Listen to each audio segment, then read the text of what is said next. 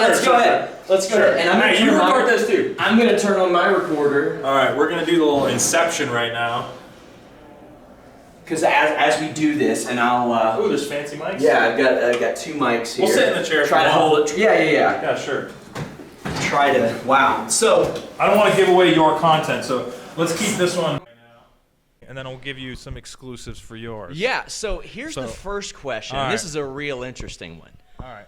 I tried to set up an interview with you in Toronto a few weeks ago. It didn't work. Yes. I'm sorry about that. It's okay. It happens. But I did interview Jordan Grace, portrayed by Trisha Parker. Yes.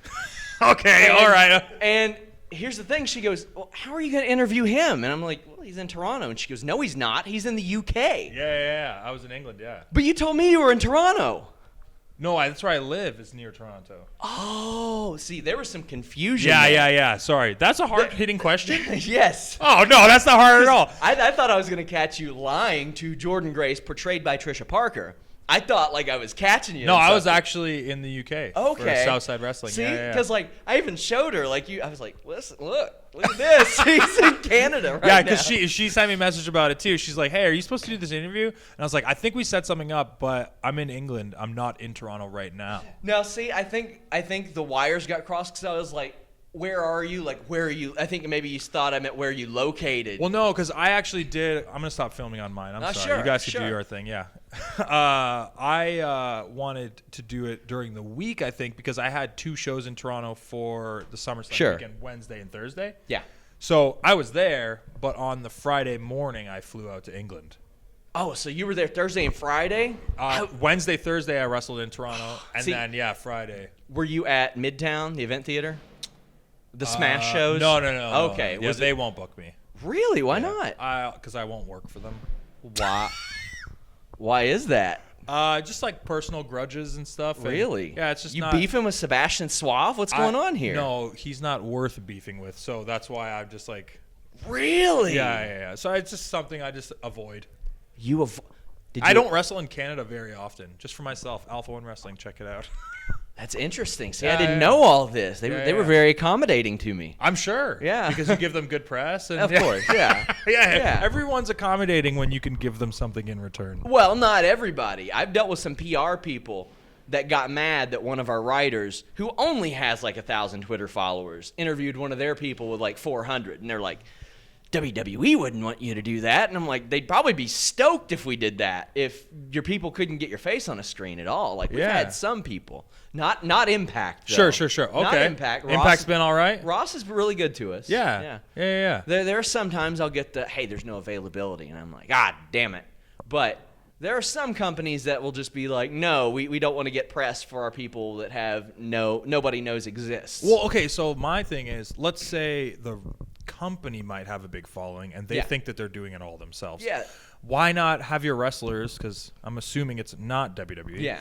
Why not have your wrestlers gain experience doing interviews like this and then getting the exposure from you guys and building themselves up? And there are some unique circumstances like AEW, there's not as much interview opportunity as there used to be, but they have Chris Van Vliet on their roster who it's like, if you pop up on his screen, that's 75,000 views immediately. Why wouldn't you want? He exploded my YouTube channel. Yeah, he's amazing. Yeah. And he's one of the best interviewers in the game too. Yeah. So I see that. But you are an Impact. Mm-hmm. Ethan Page, formerly known as Chandler Parks. That's right. How did you feel going back there after your departure? And I actually never departed. So we did the Chandler Park character, and then there was some work visa complications. Yeah.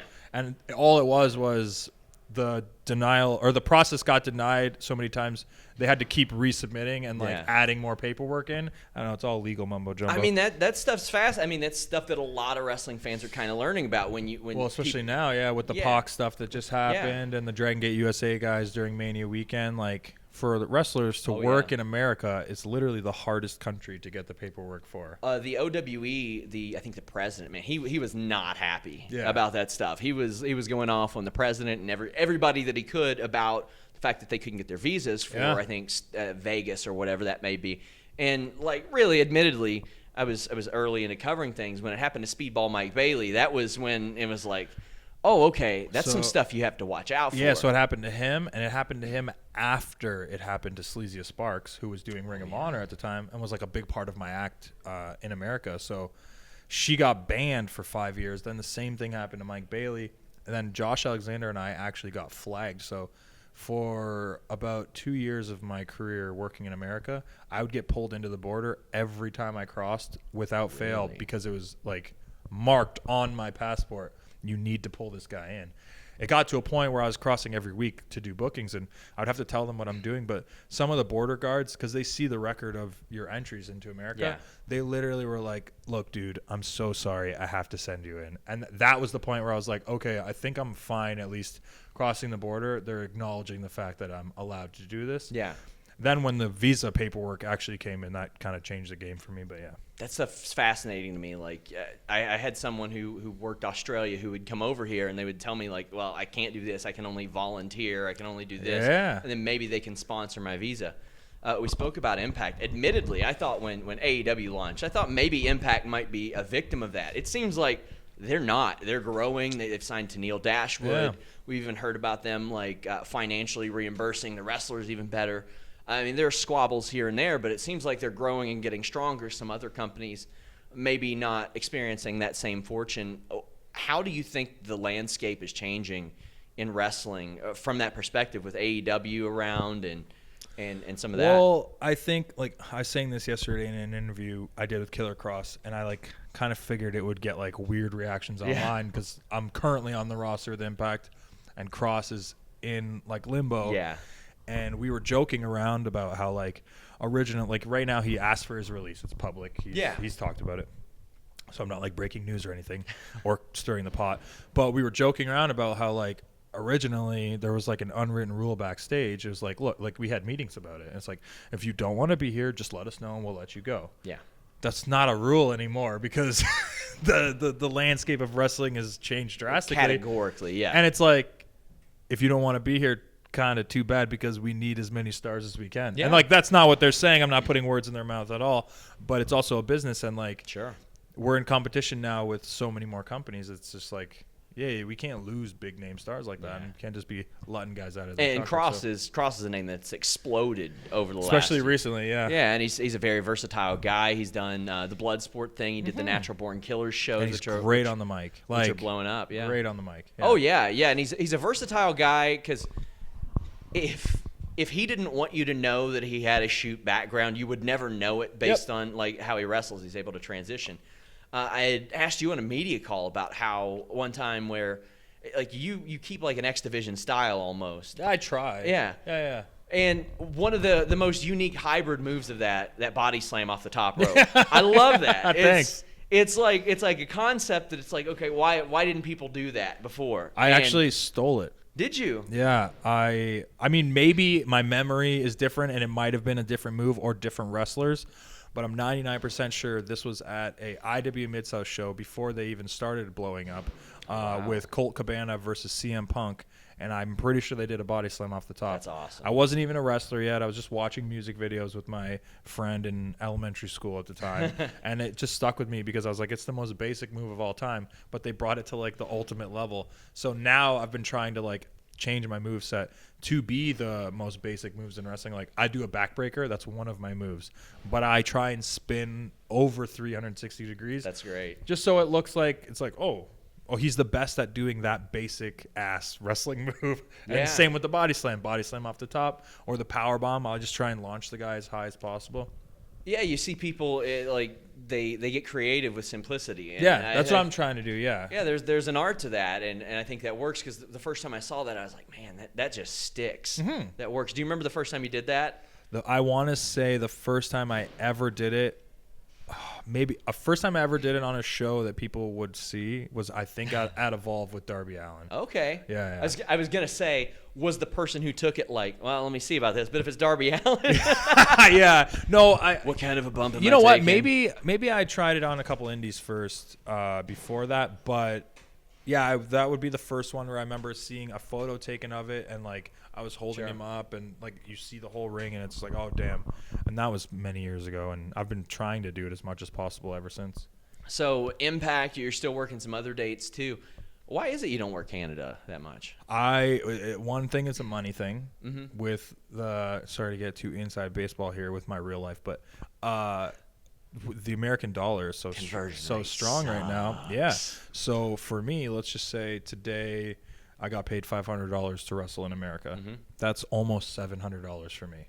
Yeah, Canadian. So, yeah, it's 75 cents to $1 right now. I'm up on that conversion rate with the Toronto parent company. Yeah, so for that, like, I'll work in America. I'll sell a T-shirt for $20. I got it printed in Canada. I go back home with 20 American. It's $22.50 or $23 or whatever it is. That is such a big difference. Also, convincing promoters of like the price to book me with the exchange is not really something that people are willing to spend. So, and I fall victim to that too, running shows in my hometown. When I book these American talents, like let's say I book a big name and they're 1,000 American. They're not 1,000 American. They're 1,200 plus their travel and hotels and stuff. So where do you find yourself working the most? The States. Well, I mean, obviously the States. Like Chicago. I'm in this area at least once a month minimum, sometimes twice a month. And when I come out here, I'll usually stop in St. Louis for like a Glory Pro, or Black Label Pro is in Indiana. It's like an hour from here. Oh, yeah. And then Freelance Wrestling, Warrior Wrestling. So there's 4 companies right there regularly that I'm doing work with, and that's all in this area. And everywhere else is kind of just like when it comes up or what comes my way. Yeah, and I mean, they're bringing. You are based in Toronto, correct? Yep. That's where the confusion began. Yeah. So I mean, they're flying you in. Has there ever been? I know it's easier said than done. Thought of relocating or anything like that? Yeah, my wife and I have talked about it, and I think if I ever moved, it would be to somewhere that I could kind of, I don't know, cater my career to changing. So like an LA or something like that. Sure. Where I can start focusing on other things while using wrestling to continue to pay my bills. Toronto's a great city, though. I love that. Not city. a fan. I live in Hamilton. It's like 40 minutes from there. Yeah, so I'm okay with being in the smaller big city because it's just too busy. Like I've done like placements there when I was in college for like production companies, and it's just too many people, too much going on. I don't mind like disconnecting from it, and I don't know if that's just because of the way my lifestyle is, and I'm always on the go. That when I come home, I don't want to be like pestered with stuff. So yeah, I passed Hamilton, I think, on the way to Niagara Falls. Yeah, that makes sense. Is the most expensive place. Oh, Canada is just expensive. Well, fair. I get most of my stuff reimbursed though. So hey, shout outs to Fight. Rub it in. Ethan, I want to thank you so much. No problem. That was painless, man. I'll do this with you anytime. Painless. Wrestlers of the world. Painless. It was a good interview. We're out.